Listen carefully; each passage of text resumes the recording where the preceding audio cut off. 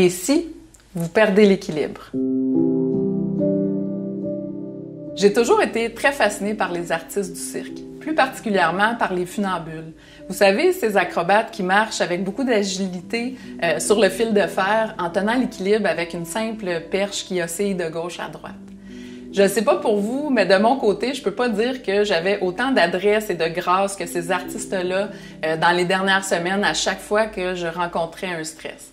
En fait, je pense que ce qu'il faut se dire, c'est qu'on fait tout simplement de notre mieux.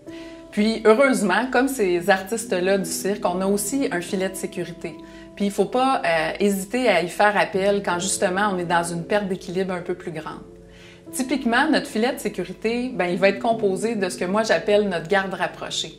En fait, les personnes en qui on a confiance, les personnes peut-être qui nous ont même aidés dans d'autres moments difficiles de notre vie. C'est possible qu'en ce moment, vous ayez l'impression que c'est difficile de rebondir, de continuer à avancer.